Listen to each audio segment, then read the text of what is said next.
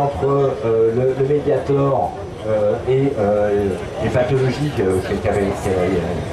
qu'avaient les malades, ça prouve bien qu'il peut y avoir un intérêt, évidemment, à ce qu'il y ait des informations de santé. Mais tout dépend, évidemment, de qui gère ça, quels sont les pouvoirs, comment les citoyens sont impliqués. Quand on dit que les citoyens, c'est très largement sur la gestion de ces données-là, de leur finalité, et c'est un enjeu politique qui nécessite d'être traité comme tous les autres, vraiment dans les temps qui courent.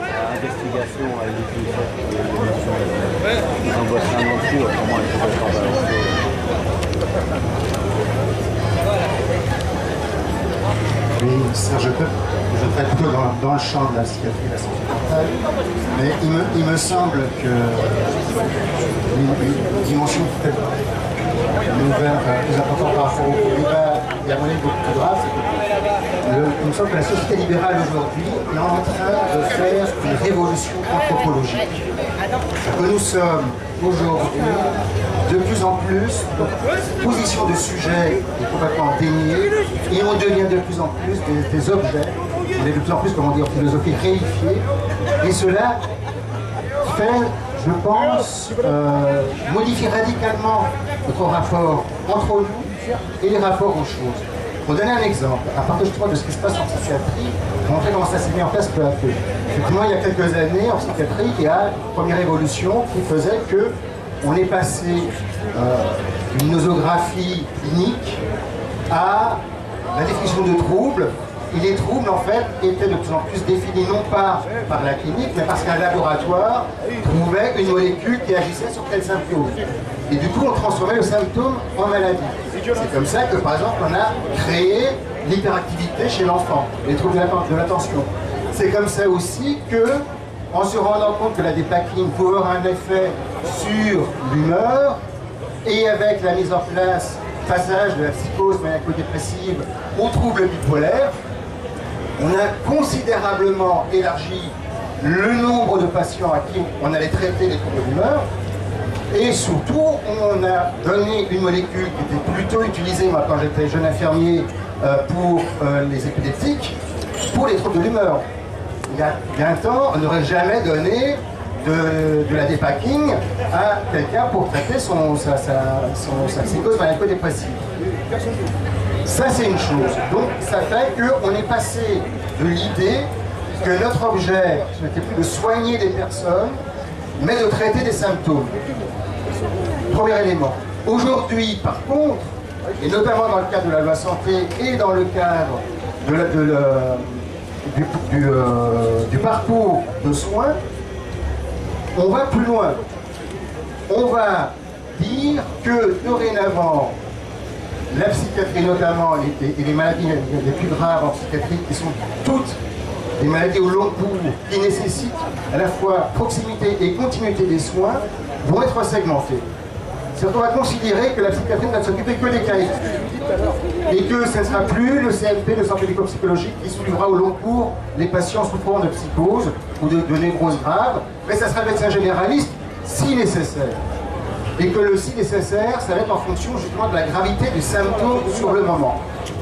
Or, dans ce qui se met là en place, c'est-à-dire que dans cette soin de santé, entre guillemets, où le sujet est complètement dénié, où la relation thérapeutique est complètement déniée, on en arrive effectivement à ce que ce soit non plus le clinicien et le praticien dans la relation thérapeutique qui joue, mais ça va être justement le symptôme qui va être mouliné par la machine informatique du dossier médical partagé et surtout croisé avec tous les protocoles qui se mettent en place, qui vont faire que ce ne sera plus nous donc qui déciderons de comment on va prendre en charge, on va répondre aux besoins, mais d'être obligé à chaque fois d'appliquer le protocole.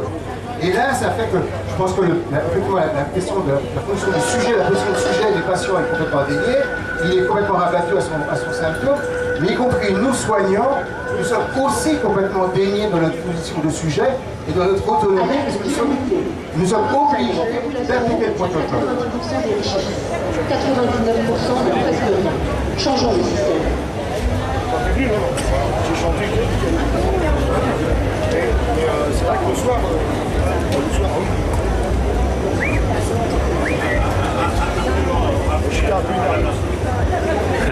un micro commentaire à vous faire pour revenir à l'affaire du Mediator.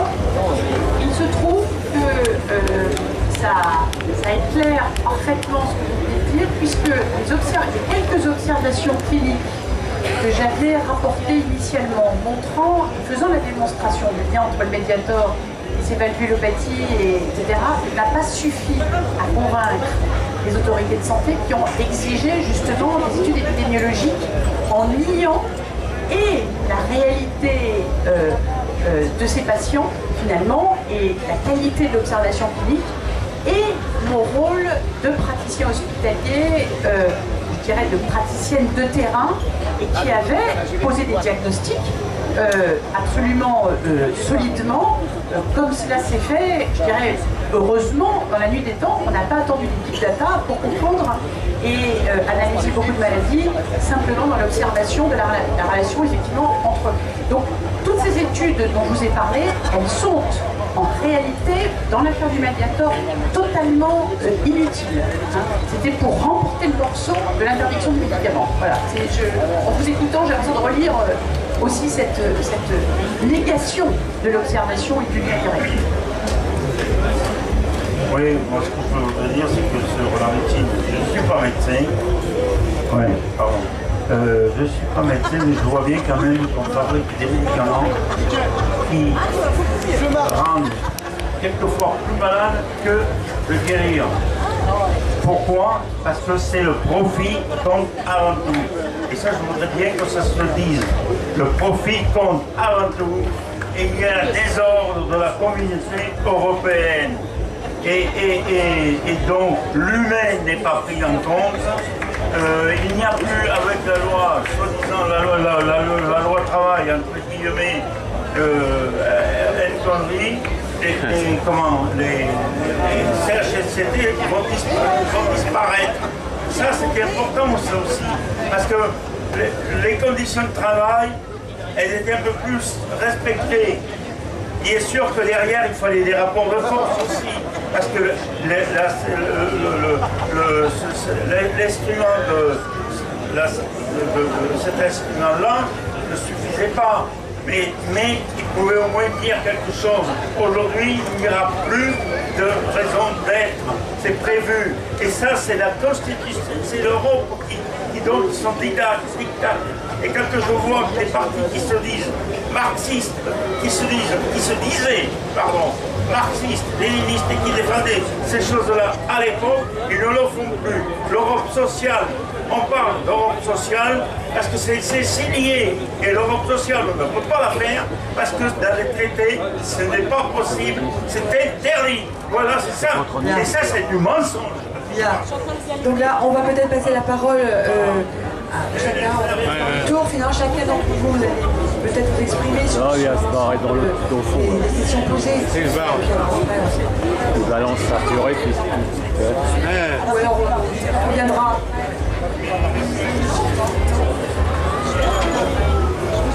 Non, juste deux petits mots. D'abord, monsieur a posé une vraie question sur là où sont les données. C'est un vrai enjeu. C'est un vrai enjeu parce que si vos données elles sont stockées aux États-Unis, par exemple, elles relèvent des lois américaines, y compris du Patriotic Act. Et c'est un vrai enjeu, y compris de défense nationale. Et à mon idée, les enjeux liés sur la souveraineté populaire sur les données sont bien plus importants et bien plus dangereux que même, c'est pas du tout pour nier le danger que représente Daesh, mais derrière, c'est du pipi de chat par rapport à ce que peut représenter une maîtrise de nos données. Donc il y a un vrai enjeu sur savoir que les données soient sur le territoire européen et pas qu'elles ne se baladent pas aux États-Unis.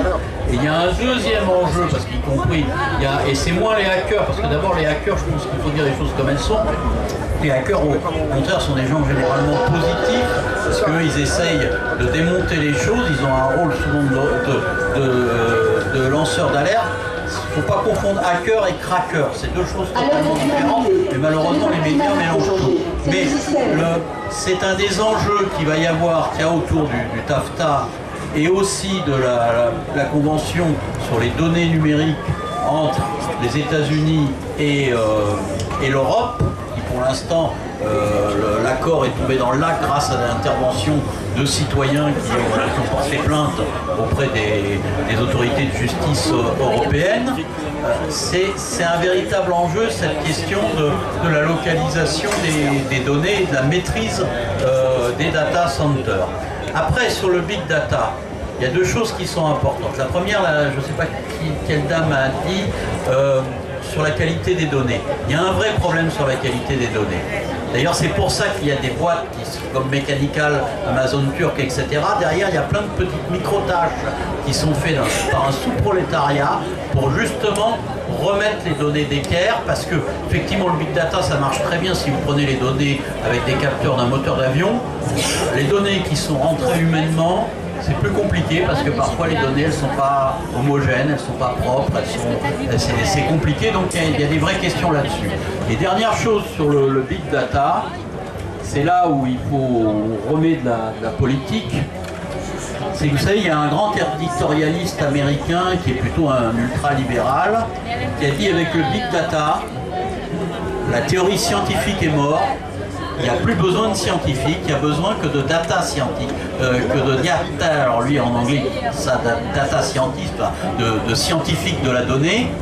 Or, autant je pense que effectivement, le travail sur des données massives, c'est quelque chose d'important, ça permet de voir des corrélations qu'on ne verrait pas autrement, autant il y a besoin de théories scientifiques, de rapports entre les causes et les conséquences, les causes et les effets, et l'un n'empêche pas l'autre, au contraire, ça peut être un support, mais si on pense remplacer toute réflexion, toute théorie, et d'ailleurs c'est même une forme d'escroquerie intellectuelle, parce que ce qui exploite les big data, ce sont des modèles. Et ces modèles-là, ils sont tous sauf neutres. Ils demandent discussion, ces modèles, ils demandent expertise. Parce que quand vous allez, par exemple, et Isabelle l'a dit, demander un prêt à une banque, vous n'avez pas affaire à un conseiller financier, vous avez affaire à un logiciel qui, derrière, à partir des données qu'il a sur vous, va dire si vous êtes susceptible d'être éligible à ce prêt. Et si vous êtes, mettons, une femme du secteur privé qui vient de divorcer avec 2 enfants à charge, bah, votre prêt, pour ça vous achetez une voiture, vous aurez quelques difficultés à l'avoir. Ça n'a pas de rapport avec la santé, mais parce que ce ne sera pas le conseiller, c'est l'algorithme derrière avec le modèle qui a été choisi. Et ça demande effectivement que comme on regarde les comptes des entreprises, on puisse regarder aussi les prémices des algorithmes. Et la dernière chose que je voulais dire aussi sur ces questions-là, pour vous voir à quel point il faut prendre en compte les questions sociales et de rapport de force politique. Les grandes entreprises comme Google, Microsoft, Facebook, etc. ont un programme parce qu'ils ont un problème avec leurs jeunes femmes ingénieures et dirigeantes, c'est qu'elles ont tendance à tomber enceintes. Donc ça leur pose un léger problème de productivité. Donc au lieu de le régler, je dirais, d'une manière sociale et créer toutes les conditions que, bien sûr, que les gens puissent... ce qui a été des avancées sociales en Europe, malheureusement, parfois on revient dessus, mais non, eux, ce qu'ils proposent, c'est un service de congélation des ovocytes. Pour que, justement, vous irez enfanter une fois que vous serez un peu plus vieux, enfin un peu plus vieille en l'occurrence, donc un peu, en théorie, un peu moins productive, un peu moins créative entre guillemets, parce que ça reste aussi à prouver que ça dépend franchement de l'âge. Et donc, au lieu de poser la question sociale de comment est-ce que je peux avoir des enfants, avoir une vie de famille, etc., on trouve, c'est le solutionnisme technologique, on propose une solution technologique qui, à mon sens, pose des problèmes d'éthique énormes. Et dernière chose que je voulais dire aussi, Sophie a totalement raison, le numérique, s'il n'est pas contrôlé, pousse au low cost, y compris sur la santé. c'est-à-dire d'avoir effectivement des choses bas de gamme, ou au digital labor, c'est-à-dire digital labor, il n'y a pas de traduction en français, c'est qu'on pousse l'usager à faire le travail que faisaient d'autres. On le voit dans les supermarchés, quand vous avez une douchette pour remplacer la caissière, ben là sur la santé c'est aussi un peu la même chose. De plus en plus, il y a une part de la charge de travail qu'on fait reposer sur l'usager, sur le patient, sans que lui, par contre, il y ait derrière une rétribution ou une reconnaissance de cette forme de travail.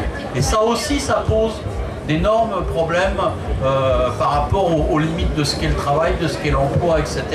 Donc on voit que le numérique, de toute façon, pose la question fondamentalement d'un changement de société et d'un changement de manière de concevoir la démocratie, l'intervention populaire et d'institutions. Parce que sinon, effectivement, on va dans une société qui risque d'être invivable pour le plus grand nombre. Un tout petit mot, le débat est déjà tellement riche, mais juste pour m'excuser d'avoir donné une vision caricaturale. Je voulais pas du tout dire que les médecins n'étaient plus formés qu'en réalité virtuelle ou partielle médicale. Je voulais juste dessiner quelques émergences pour favoriser la controverse. Mais bien sûr, il ne s'agit pas d'une sorte de transformation radicale et systématique, hein, bien sûr.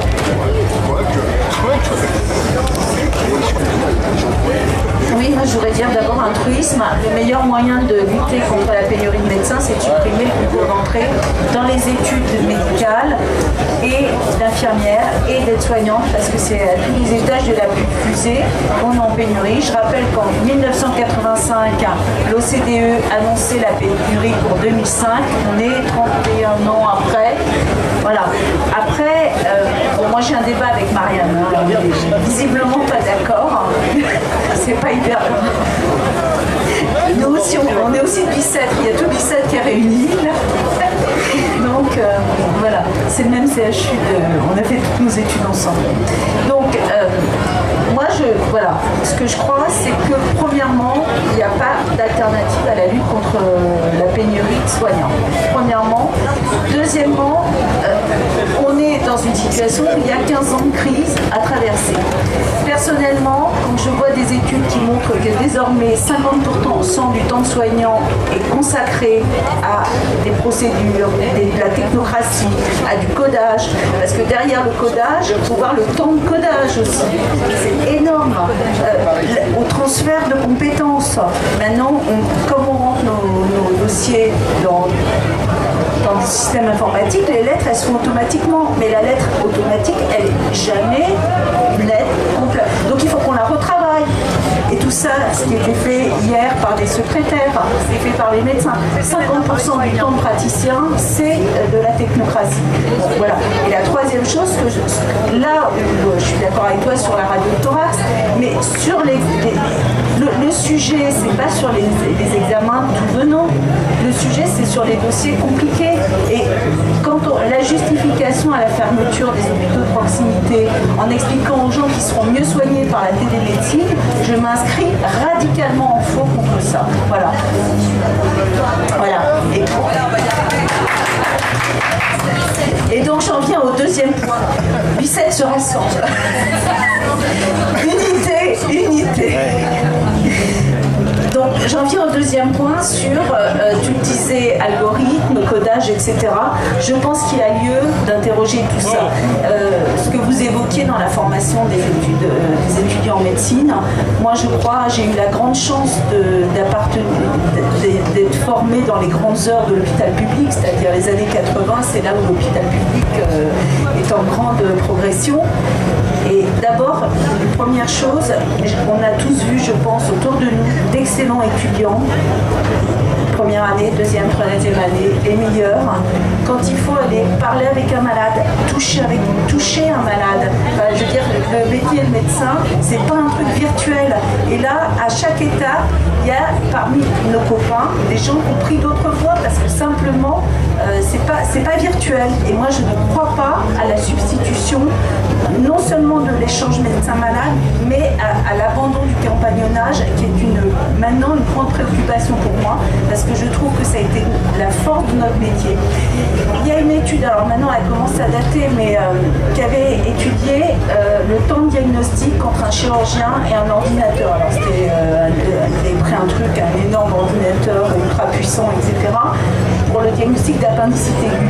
Ce que le chirurgien faisait en moyenne en 5 minutes, l'ordinateur mettait 48 heures. Donc sûrement qu'aujourd'hui, il mettrait 5 heures. Mais pourquoi? C'est parce qu'on est un métier farci de subjectivité.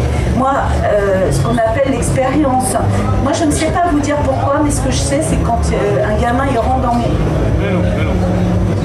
Quand un gamin rentre dans mon bureau, à sa tête, je me dis, celui-là, il a l'appendicite. Je ne sais même pas dire pourquoi. Et c'est pour ça que les histoires de codage et tout ça, moi, je ne suis pas anti-codage. Je pense qu'il faut les laisser à, justement, nous aider à sortir les dossiers, à retrouver des choses.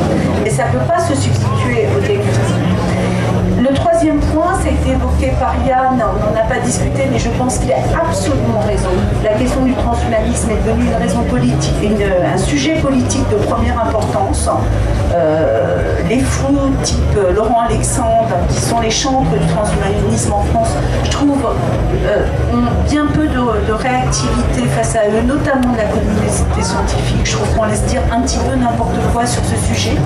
Je me souviens, Thierry, il y a une dizaine d'années, on a mené ensemble une grande bataille contre le brevetage du vivant. Quelque chose de même nature, parce que ce qui s'est passé autour du brevetage du vivant est plus au-delà sur le brevetage, parce que qu'est-ce qui se passe sur la recherche aujourd'hui? C'est que pour faire une recherche, on est obligé d'utiliser des milliers de données qui ont été déjà brevetées, ce qui fait que la concentration capitalistique, c'est-à-dire la difficulté dans le service public à faire des recherches, c'est-à-dire qu'on est tellement sous pression du poids de la recherche, du fait des brevets antérieurs, que seuls les grands groupes internationaux peuvent le faire. Donc ce qui a été vrai sur le médicament, ce qui a été vrai sur le gène, et je trouve que sur le brevetage du vivant, on avait fait quand même reculer les choses. Et je rappelle qu'à l'époque, on nous expliquait que le clonage embryonnaire et tout ça, c'était miraculeux, ça allait soigner le Parkinson, tatati, tatater. Quand on disait, bah, attendez, il faut quand même s'interroger, désormais, il n'y a plus personne qui travaille là-dessus parce que c'est une hérésie, ça fonctionne tout simplement pas du tout, et qu'il y a des alternatives, et c'est des choses circulantes. On fait l'objet d'un prix Nobel, c'est-à-dire que quand on nous a embarqués dans le clonage embryonnaire, on nous a intéressés à des solutions simples et raisonnables, on a laissé en plus la recherche française s'est affaiblie. Donc voilà. Et la dernière chose que je voudrais dire, moi j'aimerais, alors bien sûr il y a plein de propositions, il y a plein de sujets, moi j'aimerais bien avoir un candidat en 2017 qui, au compte de ses propositions, en est trois. Un, la suppression des concours d'entrée en médecine, en infirmière, et pas de discussion, suppression. Deuxièmement, je fais des notes, je me rappelle plus, suppression de la tarification à l'activité. La tarification à l'activité, c'était une catastrophe. Et troisièmement, alors là c'est moins avancé comme mais quelque chose autour de la marchandisation du vivant, que ce soit le gène, que ce soit les données personnelles. Merci. Bien, écoutez, on va se quitter, on va se remercier tous ceux qui sont venus, qui ont rendu aussi le débat riche, et c'est vraiment un encouragement, parce que à rentrer dans la campagne politique, et c'est vous qui le ferez ça, une nouvelle démarche politique et se saisir de toutes ces questions. Bien, à bientôt alors.